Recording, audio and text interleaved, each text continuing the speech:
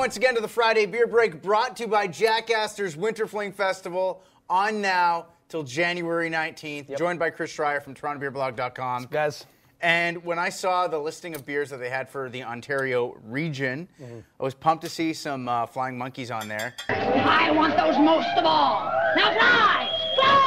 Fly! And not just any, the Hoptical Illusion. That's right. So what's the difference between the Hoptical Illusion and the Atomic Smash Bomb IPA, which is, I would say, the Flying Monkey signature beer at this point? Or would they, am I just hanging it with you too much? We spent too much time together. Jinx. Yeah, no, that's fair to say. It would be one of the two of these, probably. So what's the difference? So, I mean, the difference, it's almost like Big Brother, Little Brother kind of thing, not in a suspicious government way. A machine that spies on you every hour of every day. Hoptical Illusion, they call their almost pale ale. So in terms of American pale ales, they get really close to IPAs. This one's a little bit on the more subdued side. Still quite hoppy, with a nice kind of malty backbone, but it's a bit easier going. The Smash Bomb, on the other hand, is quite an aggressive, bitter IPA. So see, I don't even really think that it's super bitter. It doesn't finish bitter, anyways. I really like it. Very well balanced. But this you can have a lot more of. Yeah, I mean, this is a very sessionable beer, is what we would say in the business. It's so good! Once it hits your lips, it's so good! If you're talking about a British-style pale ale versus an American-style, you get into two very different things. This is modeled after the American-style pale ale, but again, it's a little bit more toned down than what you would normally find, say, like with a Canuck pale ale from like Great Lakes, or like Naughty Neighbor from Nickelbrook or whatever. So you can see already the color's pretty good.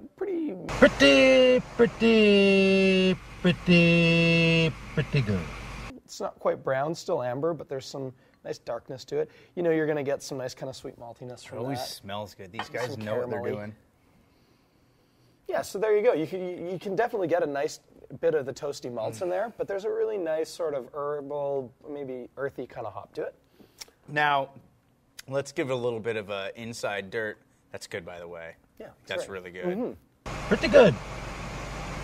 Now, Flying Monkey used to go by a different name. They used to have, they were named, they had like a classy last name type of thing, and then they decided they're going all the way to Atomic Smash Bomb, to Flying Monkeys, and then colors everywhere. Yeah, so actually what happened, and it's a really neat picture of sort of brewing in Ontario, craft brewing in Ontario. They used to be the Robert Simpson Brewery in Barrie. Which sounds like Robert Simpson. I'll buy a car from that guy. Well, and it had this guy, like, sort of like in a very fancy Victorian kind of posture with his jacket. Getting on his penny farthing, going for a ride. A monocle in his eye and a pipe or whatever. You must be the Monopoly guy. But they rebranded over to Flying Monkeys. When they were Robert Simpson, they did Confederation Amber, which obviously Confederation, Robert Simpson, were doing this whole historical thing. But then they started in doing kind of the more out there, more modern style of brews. And really that's what has happened. If you go back to the earliest kind of craft brewing post-Prohibition in Ontario, we're talking the 80s, mid to late 80s. And the big thing that people were trying to do was either identify as being quite British or maybe German, but very traditional. And sometime around 2000, the tides, particularly in the States, started turning, and it became, a hip thing. And you didn't necessarily want to tie yourself to that tradition. So Flying Monkeys very aptly and I'd say very successfully rebranded. And yeah, I mean, they have these really crazy, bright, they stand out on the rack, like really do. Absolutely. And I think sometimes that might intimidate somebody. It's kind of like when you see a brightly colored frog in the Amazonian rainforest. You don't want to go near it. The frog. You don't want to lick it. Just buy it, is lick what we're saying.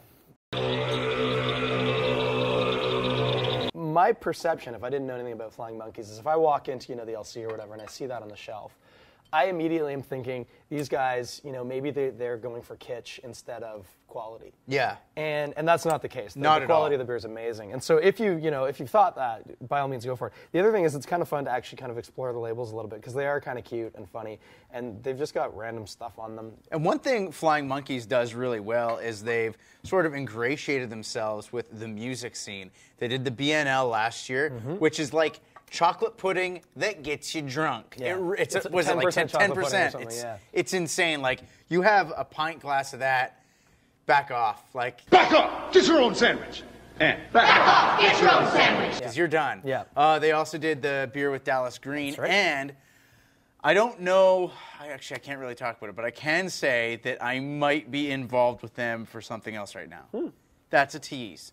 Don't be such a tease, Stacy. You know you like it. All right, so when you go into Jack Astor's Winter Fling Festival, which is on now until January 19th, we just loaded you down with Flying Monkey's information. So when that waitress who really doesn't want to talk to you asks you for your order, now you can bore the piss out of her with things she doesn't care about.